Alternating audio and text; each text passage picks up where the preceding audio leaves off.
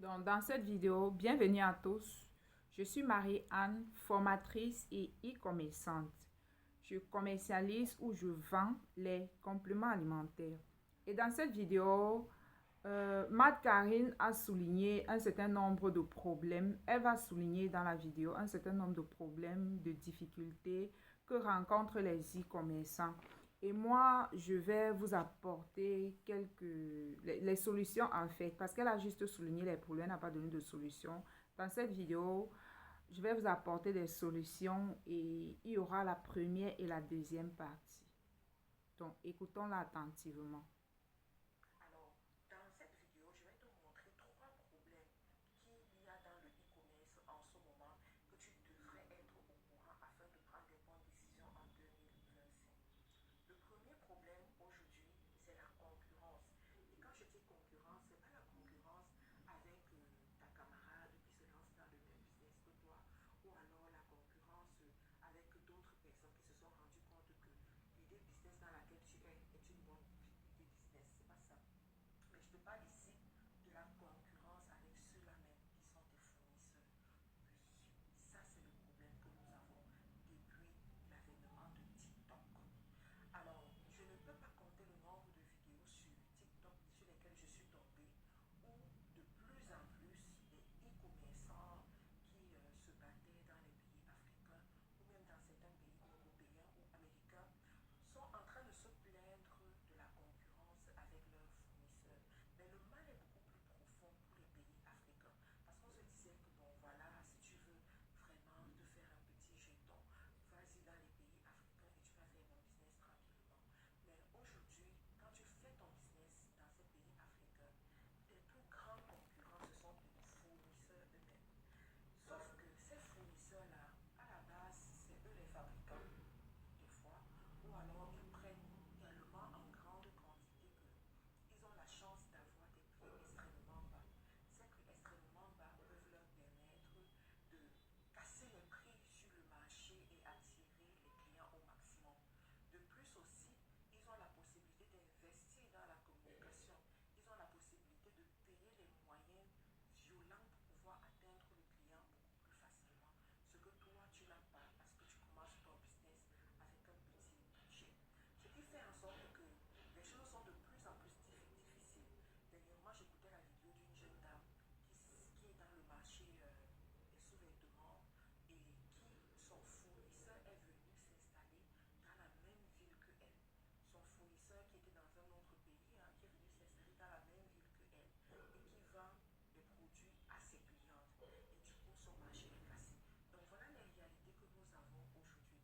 Alors certainement, il y en a qui me disent que mais Karine, quand c'est comme ça, est-ce qu'on doit toujours continuer à faire ce business ou alors c'est le moment d'arrêter avec le commerce?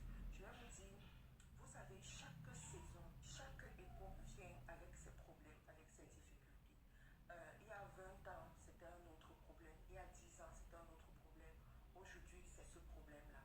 Toujours est-il que nous allons tous trouver une solution, tous trouver une façon de faire pour pouvoir s'en sortir, parce qu'il faut s'en sortir. Voilà, ça c'est l'année où on doit faire des chiffres extraordinaires. Alors le deuxième problème qui se pose, c'est quoi? C'est le problème au niveau des prix. On se rend compte qu'aujourd'hui, les produits coûtent extrêmement moins cher. C'est-à-dire qu'ils sont revendus extrêmement moins cher. Et des fois, tu te demandes Sorry. comment est-ce que tu fais pour être concurrentiel à celui qui propose des produits moins chers. Comment est-ce que tu fais pour réaliser des marges? Parce que, ok, supposons que tu as acheté le produit à un prix abordable, ok? Entre-temps, tu dois payer pour le transport. Et des fois, les prix augmentent. Je prends le cas de ceux qui s'approvisionnent en Chine. Vous savez que quand vous prenez la marchandise en Chine et que vous devez faire une expédition par voie maritime, ça va dépendre de la La saison à saison. laquelle vous faites votre expédition. Pour ceux qui vont expédier, par exemple, avant les périodes des fêtes de fin d'année, l'expédition sera beaucoup plus importante, beaucoup plus chère. Et là, ça influence votre prix de revente. Donc, les prix représentent vraiment un problème aujourd'hui, ce qui fait en sorte qu'il y en a qui vendent et qui vendent à perte. Tu achètes un produit, tu vends, même si tu as mis une marge, mais en fin de compte, tu te rends compte que tu es en train de perdre de l'argent. Tu n'as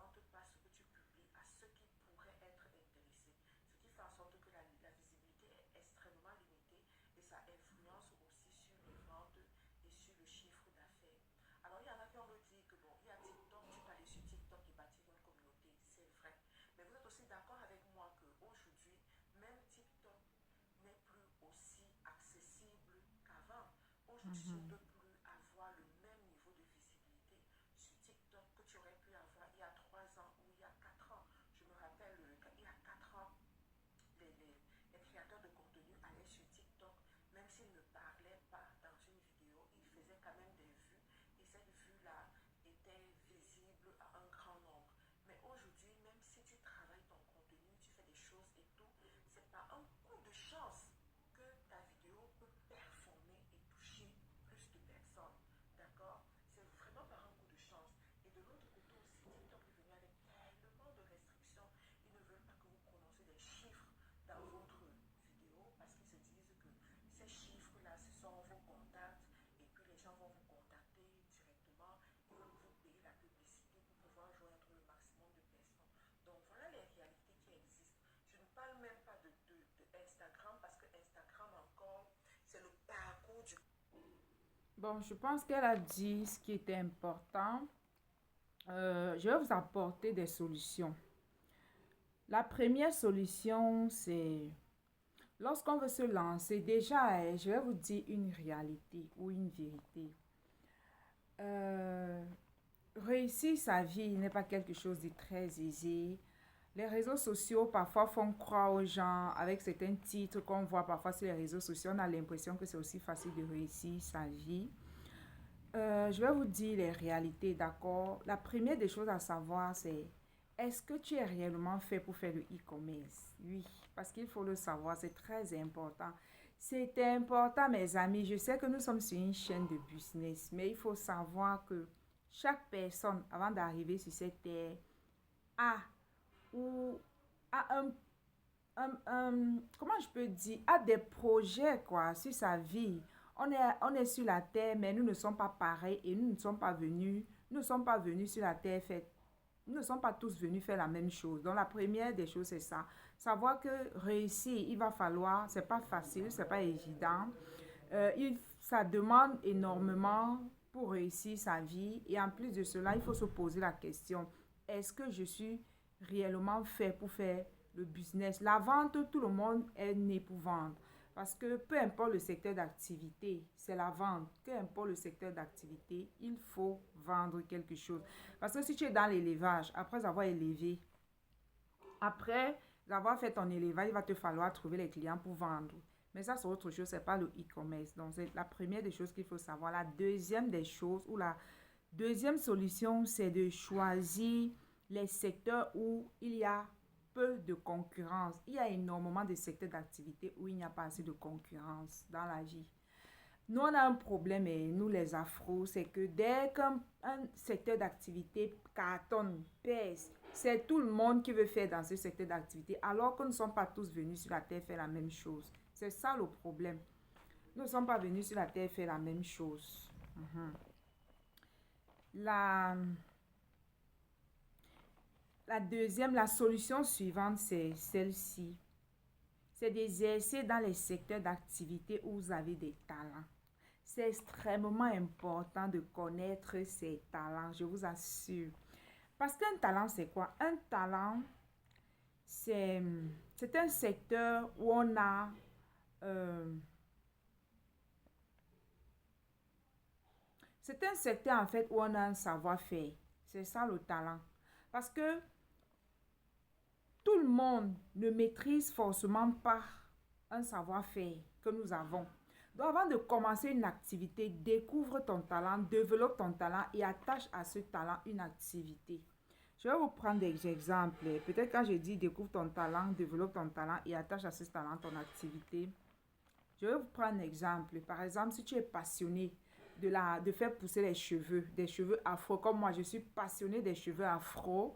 J'aime énormément avoir les cheveux. Je n'aime pas défriser mes cheveux. J'aime avoir les cheveux longs. Voilà. Donc, si tu es passionné comme moi de... Parce que si tu es passionné des cheveux afro, c'est si tu développes la connaissance profonde, la compréhension du cheveu afro, parce qu'il y a les formations pour ça, il faut se former, il y a des personnes qui donnent des formations dans ce sens. Si c'est ça un talent en fait, trouve un secteur d'activité où tu as des passions, ou qui t'intéresse, qui te plaît quoi. et tu développes cette compétence, attaché à cette compétence, tu peux vendre les produits. Par exemple, je viens de le dire, si tu es passionné des cheveux afro, tu aimes faire pousser tes cheveux naturellement, tu aimes les cheveux afro, tu aimes ça, ça te passionne, tu vas par exemple développer la connaissance sur les cheveux afro. Et ensuite, tu vas développer les produits attachés au talent que tu viens de développer, à la connaissance du cheveu afro que tu viens d'avoir. Est-ce que vous avez compris? Ce n'est pas une connaissance que tout le monde est censé avoir. Qu'importe en fait la concurrence. Si l'activité que tu fais est rattachée ou attachée à un talent, ce serait difficile que tu ne t'en sortes pas. Ce serait difficile, même s'il y a de la concurrence, il y aura de la place pour toi. Alors que vendre simplement un produit, simplement dire que bon, voilà le produit, je vends, chacun peut vendre un produit. Chacun peut vendre un produit. Est-ce que vous voyez? Mhm. Donc, si tu es passionné des cheveux afro, forme-toi, approfondis sur les cheveux afro et ajoute de la valeur. Ajouter de la valeur, c'est apporter les produits. Les produits qui seront efficaces, qui vont aider ceux qui ont aussi cette envie de faire pousser des cheveux, d'acheter chez toi et de faire pousser leurs cheveux. Quelque chose que le fournisseur chinois n'a pas. Le fournisseur chinois ne peut pas avoir la connaissance sur nos cheveux. Ils vont vendre les produits, mais lorsqu'il s'agira d'enseigner les gens ou toi-même de créer tes propres formations ou encore même tes propres formulations, ils ne seront pas présents en fait. C'est important. Parce que ce que je dis là, c'est un processus qui prend du temps. Découvrir son talent, le développer et attacher à cela les produits à vendre ou les services à vendre. C'est long, mais c'est un processus qui t'assure une longévité sur le marché. D'accord? Parce que tout le monde n'a pas cette compétence-là. Moi, je préfère aller acheter un produit chez quelqu'un qui m'explique comment ça fonctionne, comment ça marche de manière efficace, que d'acheter le même produit chez quelqu'un qui n'a aucune connaissance, qui dit seulement que oui, vous prenez ça, ça fait pousser les cheveux. Alors, moi, je préfère aller acheter chez quelqu'un qui me dit que lorsque les cheveux sont secs, il ne faut pas peigner, par exemple. Il faut humidifier tes cheveux. Euh, Quand tu veux nettoyer, par exemple, les pellicules, il faut utiliser tel produit. Il faut utiliser tel produit. Si tu veux les longueurs, c'est tel produit qui est plutôt adapté. Ou bien si tu veux augmenter le volume, voilà, voilà, voilà. Vous voyez un peu. C'est différent, quoi. C'est différent.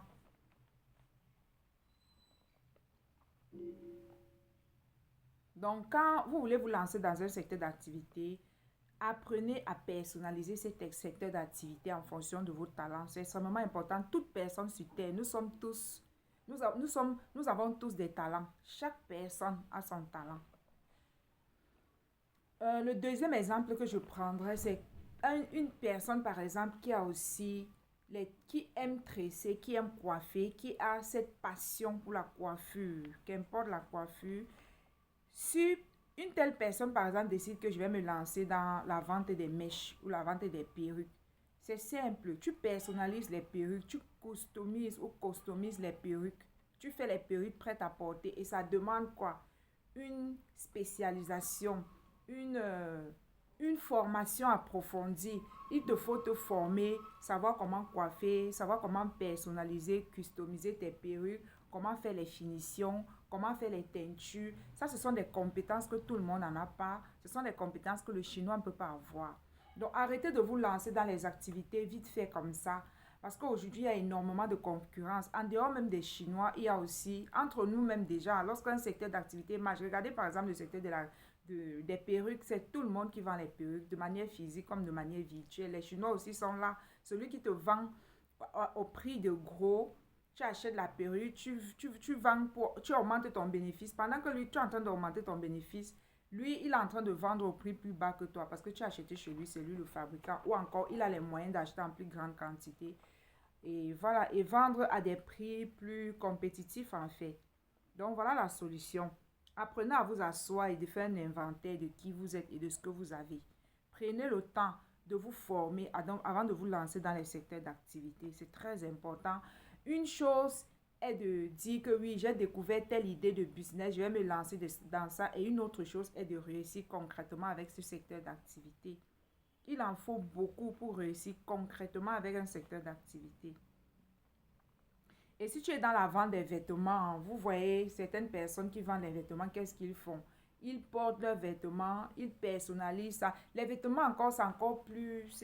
je ne pense même pas qu'il peut avoir la concurrence dans le secteur des vêtements. Pourquoi? Parce que euh, chaque personne personnalise le vêtement, surtout les personnes qui se sont transformées en mannequins ou en mannequins pour leurs vêtements. Ils personnalisent, ils créent des modèles, ils créent des couleurs, ils créent des assemblages, ils créent des styles en fonction d'eux ou en fonction d'elles et ils vendent. Vous voyez un peu. Je vais vous prendre l'exemple de qui? De Mafé. Je pense qu'elle s'appelle Mafé. C'est une Africaine, une Camerounaise. Comme elle, lorsqu'elle présente ses vêtements et elle est encore plus personnalisée, aujourd'hui, elle fait même déjà le shopping. Elle va dans les boutiques de luxe, elle achète pour ses clients à travers le monde entier. C'est ça, personnaliser d'apporter une touche personnelle à son activité. Vous voyez, ayez toujours un esprit qui évolue, un esprit qui réfléchit, un esprit qui apporte, qui améliore son activité de telle sorte que qu'on soit, qu'il y a des millions de personnes dans ce secteur d'activité, tu as quand même une place. Elle, elle, elle sait comment agencer les couleurs, elle sait avec quelle couleur ou avec quel vêtement va aller avec telle jupe, tel pantalon. Voilà, vous voyez un peu, c'est ça, personnaliser son style. Et aujourd'hui, elle a donné la possibilité à certaines personnes qui sont peut-être dans les pays où il n'y a pas ces boutiques de luxe. Elle devient agent, elle devient agent, elle fait le shopping, personal shopper. Elle fait le shopping pour les personnes qui n'ont pas accès à ces boutiques de luxe et elle les expédie dans le monde. Vous voyez, c'est la créativité. Si vous n'êtes pas créatif, il sera difficile de battre la concurrence. Peu importe le secteur d'activité, il faut être créatif, c'est ça. Le tout n'est pas de dire qu'on m'a parlé d'une activité. Oui, ça peut marcher pour un temps, mais après, il va falloir être créatif pour être au-dessus de la concurrence, que ce soit du côté des Chinois ou que ce soit que ce soit entre nous, quoi. Donc, dans le vêtement, et vous allez voir par exemple une comme Noël Kemoy, elle fait aussi dans le vêtement.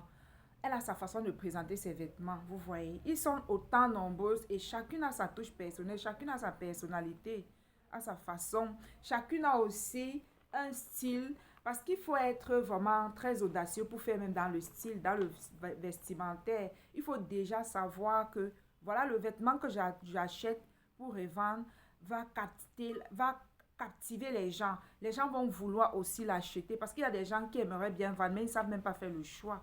Donc, c'est tout ça qu'il faut regarder. Prenez parfois le temps. Observez ceux qui sont dans vos domaines d'activité et dites-vous, qu'est-ce que je peux améliorer? Qu'est-ce que je peux apporter de touche? Qu'est-ce que je peux apporter de plus? Quelle sera euh, euh, euh, comment je vais pouvoir personnaliser mon activité? Quand vous regardez toutes ces femmes dans notre communauté qui font dans le vestimentaire, elles sont différentes les unes des autres. Très différentes.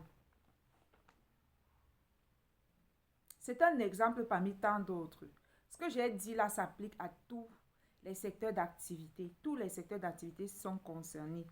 Si tu es dans le cosmétique, forme-toi pour devenir une démo-conseillère. Je vois beaucoup de gens dire, je vais me lancer dans la cosmétique. C'est un domaine qui est très saturé, tellement saturé que ça ne donne même plus envie. Parce qu'on a vu une, deux, trois personnes réussir avec ce domaine-là dans la communauté. C'est tout le monde qui veut faire dans la cosmétique aujourd'hui. Vous voyez, si tu veux juste faire dans la cosmétique, acheter et revendre, déjà tes premiers concurrents, c'est chez ceux qui tu achètes. Comme Marc-Karine l'a dit, ce sont tes fournisseurs chinois ou turcs ou indiens, je ne sais quoi, je ne sais, ou indiens et tout. S'ils sont sur TikTok, celui qui te vend est en train de vendre aussi sur TikTok avec toi. Qu'est-ce qui va te différencier de lui, étant donné que lui vend déjà plus moins cher que toi? Donc, il faut réfléchir à toutes ces stratégies. A contrario, il y a une dame que je vois sur les réseaux sociaux. On l'appelle Gianni ou c'est Gianni. J'espère que je prononce bien son nom. Elle formule elle-même ses cosmétiques. Elle a pris des années, elle a appris, elle s'est formée parce que c'est ça en fait. Il faut attacher à votre activité. Il faut que l'activité que vous êtes en train de faire soit connectée à un talent si vous voulez battre la concurrence. Elle, malgré tout, elle a ses concurrents. Elle a sa place, elle a ses clients. Et elle ne fait pas dans le Njansan. Alors que la plupart dans la communauté, c'est le Njansa, c'est le Njansa. Si vous faites tout dans le Njansa, qui va entretenir les peaux noires? Parce qu'il y a plus de femmes des personnes avec les peaux noires, les peaux naturelles, celles qui mettent le Njansan. Tout le monde veut faire le Njansan. Pourquoi ne pas te spécialiser sur les peaux noires, sur celles qui veulent devenir belles, qui veulent faire briller leur peau, qui veulent harmoniser leur peau, tout en étant naturel sans se décaper, sans faire le Njansan. C'est tout le monde qui veut faire le Njansan. Non, il n'y a pas que le Njansan qui paye. Il y a déjà combien de femmes qui font le Njansan? Elles ne sont pas assez nombreuses. Lorsqu'on va dans nos pays africains, celles qui ne font pas le Njansan sont au moins à 97%. Vous voyez comment la plupart des gens se lancent dans les activités sans réfléchir. Ils ne prennent pas le temps de faire une étude du marché. Ils ne prennent pas le temps d'analyser le marché, de regarder leurs concurrents. Et après, vous partagez les produits, vous vous retrouvez face à la concurrence et vous n'arrivez pas à vendre. Cette dame-là, elle vend très bien. Et elle connaît, parce qu'elle formule elle-même ses produits. Elle-même, elle est naturelle, elle est bio, elle entretient sa peau naturelle. Et la plupart de ses clients sont naturels comme elle. Elle connaît les problèmes de ses clients. Donc, à chaque fois qu'elle poste une vidéo, elle éduque ses clients. Si tu as une peau comme ça, si tu veux avoir une peau comme ça, ne faites plus comme ça, ne mettez plus vos produits comme ça. À partir d'aujourd'hui, il faut faire ci. Elle est conseillère. Donc, à son talent, elle avait le talent de cosmétique, de vendre les produits de beauté. À son talent, à ce talent, elle a attaché, elle a développé le talent et elle a attaché à ce talent l'activité de la vente des cosmétiques. J'espère que vous avez compris. Développer des activités rattachées à vos talents. Je sais, j'en suis consciente que oui, il y a des activités qui cartonnent, pas besoin, mais toujours est-il qu'il faut se former, quoi. Pour être performant dans un secteur d'activité, il faudra se former. Formez-vous, apprenez à vous former. Prenez le temps nécessaire, formez-vous. Comme ça, tu sais au moins que si j'arrive sur le marché, j'aurai ma place. Parce que un Chinois va bel et bien vous vendre les produits de cosmétiques, mais le Chinois ne connaît pas la qualité, nos peaux. Il est blanc.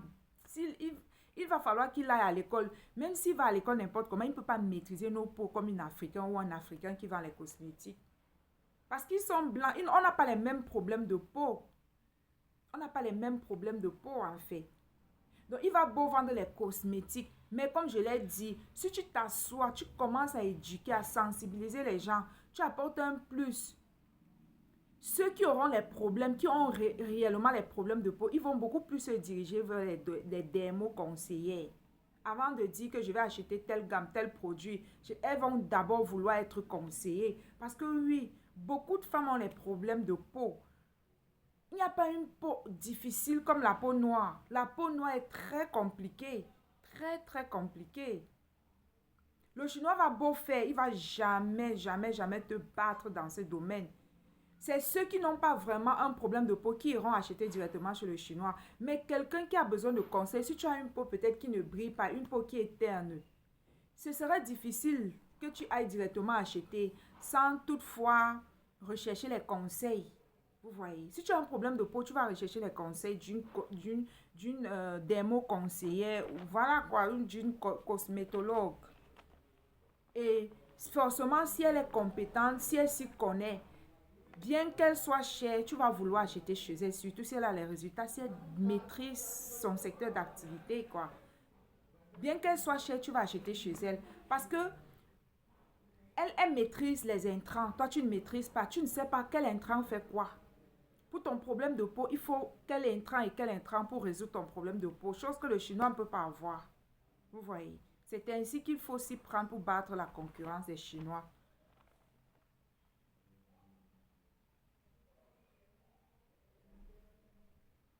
Je l'ai dit, il faut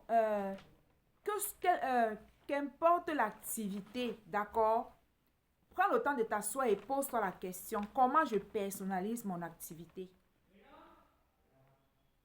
Comment j'adapte mon activité de telle sorte à être différente ou que ce que j'apporte de plus soit rare sur le marché? C'est ainsi que bien qu'en vendant cher, tu vas quand même tirer ton épingle du jeu. C'est ainsi. De nos jours, il y a tellement de concurrence qu'on ne peut plus s'hasarder à faire le business n'importe comment. Il faut utiliser notre matière grise. Donc, réfléchissez, d'accord, avant de vous lancer dans un secteur d'activité. Comment faire pour être au-dessus de la concurrence? Voilà. Autre, autre solution, c'est que euh, parce que, bon, autre solution en fait, c'est de vous mettre en groupe et d'acheter en quantité pour que vos prix de vente soient aussi bas, que vous ayez les mêmes prix que les concurrents chinois. Parfois, quand vous voyez les Chinois venir faire la concurrence aux gens, c'est les gens qui ne travaillent pas seuls. Ils sont toujours en groupe. C'est leur force de frappe. Alors que nous, chez nous, nous ne savons pas travailler en groupe. Même si on est en groupe et on dépose un projet, c'est chacun qui va vouloir être vu. C'est chacun qui va vouloir prendre les devants. Alors que il ou elle n'a pas forcément les compétences requises pour le faire. Chez nous, on ne sait pas se mettre en retrait et pousser celui qui a les compétences pour qu'il représente toute la marque ou la communauté en fait. Et si vous voulez commencer déjà à vous mettre en groupe pour faire le business, faites en sorte que cette association soit légale parce qu'on se connaît entre nous. Mettez les clauses, prenez le temps de vous asseoir et mettez-y les clauses. Si tu ne trouves personne, il y a sur les réseaux sociaux, il y a nos frères qui ont déjà les groupes ou bien les associations ou bien ils ont déjà les académies où tu peux joindre et apporter ta contribution. Et je vais en parler dans la deuxième, je vais aller en profondeur dans la deuxième vidéo. Parfois, ce qui fait que nous ne réussissons pas en affaires, c'est que nous aimons beaucoup l'individualité dans le business, dans les affaires, alors que le chinois n'est pas individuel. Quand vous voyez les entreprises chinoises, parfois c'est les groupes, c'est le groupe Tang. C'est pas forcément une personne. Et ils ont encore une grâce, c'est que leur gouvernement leur finance. Vous voyez, non? Donc, apprenons aussi à travailler en groupe. Parce que si vous mettez en groupe pour une activité, vous aurez assez de moyens. Imaginez 10 personnes ou 20 personnes qui déposent, par exemple, 1000, 2000 dollars ou 1 million, 500 millions, par exemple, ou 10 000 euros, 10 000 dollars. 10 personnes, ça fait 100 000 dollars. Vous voyez? Ce qui nous tue, c'est l'individualisme. On veut faire le business, mais on veut faire les petits business. Et il y a aussi le fait de diversifier vos sources de revenus. Diversifier vos sources de revenus. Tu ne peux pas commencer une activité un an, tu as la même activité. L'activité est déjà en train de rapporter de l'argent, en train de générer un revenu conséquent ou considérable, mais tu as toujours la même activité 1 an, 2 ans, 3 ans. Tu es toujours dans la même ville. Si une activité marche déjà dans une ville, pourquoi ne pas répliquer ou dupliquer la même activité dans une autre ville, dans un autre quartier? Vous voyez? On est beaucoup fermé dans ce sens. Si ton activité marche en ligne, développe aussi hors ligne. Tout le monde n'est pas sur les réseaux sociaux. Vendez en ligne et adoptez les stratégies pour vendre aussi hors ligne, de manière physique. Investissez sur votre marketing pour atteindre votre cible. Parlant du marketing, il y a la publicité Facebook, il y a aussi le marketing des influenceurs. Et je vais développer ça dans la deuxième partie. Donc, si c'est un thème qui t'intéresse, abonne-toi. Pour le moment, j'ai un problème. Je n'arrive pas à poster mes vidéos sur Facebook. Je ne sais pas si c'est mon Facebook seul qui dérange ou tout le monde a le même problème. Donc, vous allez retrouver que le lien, je vais aller poster cette vidéo sur mon YouTube et je vais mettre le lien sur Facebook. Écoutez et quand vous abonnez-vous de toutes les façons.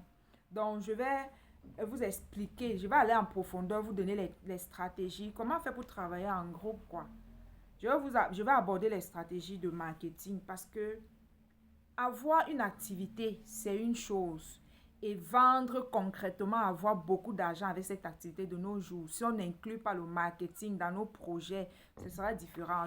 Ça ne veut pas dire que certaines idées qu'on vous partage, vous ne pouvez pas directement lancer et gagner de l'argent si. Mais sur le long terme, il va falloir développer d'autres stratégies pour être plus compétitif sur le marché. On va parler du marketing, des campagnes Facebook et du marketing des influenceurs ou encore de comment rejoindre les groupes ou encore comment vous-même vous pouvez travailler. Je vais vous parler en profondeur sur le marketing des influenceurs, beaucoup plus et vous dire, voilà, beaucoup plus. C'est très important. Aujourd'hui, le marketing a une place primordiale si on veut réussir dans les activités. Parce que pour que les gens achètent, il faut que tu sois visible, il faut qu'ils te voient. Comme Matt Karine l'a dit, aujourd'hui, les réseaux sociaux restreignent la visibilité de tout le monde. Quand tu postes une vidéo, on ne montre même pas à ceux qui sont dans le besoin, quoi. Donc, je l'ai dit, il faut avoir une idée de différenciation dans les articles que vous vendez. Si c'est juste un article que tu veux vendre, tu n'as pas le temps ou dans cet article-là, il ne faut pas un talent il faut pas développer un talent particulier. Et peut-être que tu as envie, tu veux développer en fait ta différenciation, tu veux personnaliser ton article avant de le mettre sur le marché. Il faut aller sur Amazon. Va sur Amazon, tu regardes, est-ce que mon secteur d'activité ou le business que je vais lancer se trouve déjà sur Amazon. Si le business est sur Amazon, va dans les reviews. Les reviews, c'est quoi? C'est les commentaires, les avis clients. Tu vas aller regarder les commentaires 1 étoile, 2 étoiles, 3 étoiles, 4 étoiles. Là où les clients se plaignent. Je n'ai pas aimé ton produit parce qu'ils donnent leurs avis. J'aurais voulu que ce produit soit comme ci, comme ça, comme cela. Allez sur Amazon, vous regardez les avis des clients sur les secteurs d'activité. Si vous avez la chance et qu'il y a ces secteurs d'activité, prenez le temps de vous asseoir et notez tout ce que les clients reprochent au produit, tout ce que les clients n'ont pas aimé sur le produit. Et vous, avant de lancer ce produit-là, améliorez cet aspect-là et ça va vous faire un plus en fait. Si vous venez sur le marché ayant amélioré le produit, c'est un peu comme si vous êtes venu avec la solution de tous ceux qui se plaignent. Et quand vous faites votre marketing, n'hésitez pas de mettre cet aspect-là, cette amélioration, cette personnalisation que vous avez fait sur le produit-là en valeur. Donc, je vais vous laisser, d'accord? Je ne veux pas que la vidéo soit longue. On se retrouve dans la deuxième partie. Peut-être aujourd'hui ou demain, je vais faire la deuxième partie. Pardon, abonnez-vous pour m'encourager.